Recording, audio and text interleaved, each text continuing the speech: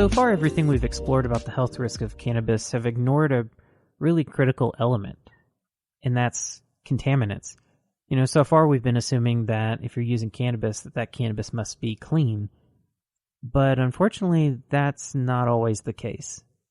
The cannabis contaminants that we're looking at... Anthony Smith is a biochemist that has spent the last 5 years analyzing cannabis products for potency and purity in labs all across the United States and Canada. Contaminants we're looking for are pesticides, residual solvents, heavy metals, mycotoxins, and then also microbiological contaminants, E. coli and or S-Tech, which is Shiga toxin, E. coli, Salmonella, Aspergillus, a total mold count or total aerobic plate count, which would be like non-specific bacteria.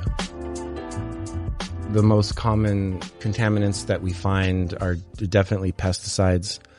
I would say 4 or 5 years ago, it was like a rampant thing, where, at times in Oregon, some times of the year, we were seeing pesticide product failure rates at 20% or more. Yeah. I think the industry got a little bit of a black eye, but honestly, those rates today in Oregon, also in California for pesticide fails are, in the 2 to 4% range. It's really actually dropped. Fairly low. And I mean, back in the day, a lot of those pesticide fails were products that were, consciously sprayed on the material. Mm-hmm. Either they didn't know that those materials were persistent in the product, or didn't care, or didn't consult the list of things. I don't know. Yeah. But today, mostly when we talk to clients that have pesticide fails, it's either a mistake or something that was overlooked, or sometimes unlisted, an unlisted product, or just kind of a lack of control. And not properly trained farm technician found something maybe in the farmhouse garage instead of in the sort of validated growing area and used it by accident or whatever.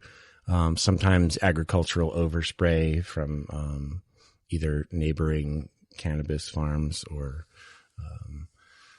in Florida, a lot of product is coming up with malathion. But there's parts of Florida where helicopters fly over the neighborhoods spraying malathion, in the swampy areas. So if you're not paying attention to that in your greenhouses, just sucking it in and blowing it over everything. Before we continue, let's talk a little bit more about pesticides. Now, many pesticides are designed to disrupt the nervous systems or hormone signaling in insects. The effect this has is that it basically excites the insect so much that it becomes paralyzed and eventually dies. Now, the problem is that this same effect can happen in humans if someone is exposed to enough of a certain pesticide for long enough periods of time. You might be thinking, what's the big deal about pesticides in cannabis specifically? Aren't we already exposed to pesticides through our food? Well, technically that's true, unfortunately. But the problem relates to the way in which cannabis is consumed. You see, when you eat something, and if it has pesticides in it, your liver goes to work to try to metabolize those products and get them excreted out of the body. And it helps keep you safe. It helps limit the amount of pesticides that actually reach your bloodstream and get distributed throughout your entire body. However, when you smoke something, you're bypassing that metabolic process. You're not allowing things to go through the normal route and go through what's called first pass metabolism and allow the liver to break down some of those things before it reaches your blood. In your lungs, you've got these little sacs called alveoli that are basically the sites of gas and blood exchange. So when you breathe in oxygen, this is where the oxygen passes through the lungs and into the blood.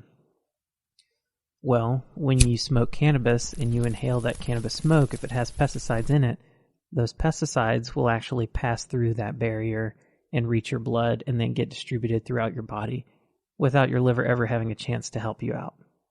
So that's really the main difference, why smoking things with pesticides in them is such a bigger problem than eating things that have pesticides in them. Additionally, some pesticides, like myclobutanil, which is a common fungicide often used by cannabis cultivators, can actually degrade into toxic compounds like hydrogen cyanide when they're heated. It's also really important to point out that many pesticides, as well as mycotoxins, can become concentrated in cannabis extracts. The whole process of making a cannabis concentrate can elevate contaminants like pesticides as much as 5 to 10 times the concentration that they were found in the cannabis flower that was used to make them. This means if you're consuming a cannabis concentrate, you're potentially being exposed to much greater doses of contaminants than if you were consuming the cannabis flower that was used to produce that concentrate. I also want to point out that it's not enough to simply test your cannabis flower for contaminants prior to making a concentrate. It's totally possible for there to be very trace amounts of pesticides or other contaminants present on that cannabis flower that are not going to show up on any testing. But once you make that cannabis concentrate and those contaminants get concentrated, all of a sudden you'll start to see them on tests at dangerous levels. Now let's go back to our conversation with Dr. Smith. Microbial contaminants, at least on the Salmonella E. coli end, honestly, we don't really see any significant failure rates with modern, shelf cannabis. That stuff is all pretty clean. Those are contaminants generally come from manure or bad hand washing. And so in California, occasionally we do see some problems with that in manufactured or infused products because they're, I guess didn't wash their hands making the cupcakes or whatever. Again, that's pretty low. Yeah. And not really a cannabis thing. We do detect Aspergillus. We use PCR or polymerase chain reaction as a screening tool. So this is a way to look for like the genetic signature of a bunch of different microbes, rapidly, in a reaction. And then when we do get positive hits, those are always confirmed by direct culture plates. So Aspergillus is still kind of a thing. This is why a lot of states require, moisture content measurement and or water activity measurement. This is a means of benchmarking how dry your materials are and that you're cured to a certain level. So you don't have to worry about mold or different types of fungi or bacteria growing out. Yeah, absolutely. Also, while we're talking about mold and fungi, Aspergillus and other dark colored molds produce their own sort of form of pesticides called mycotoxins.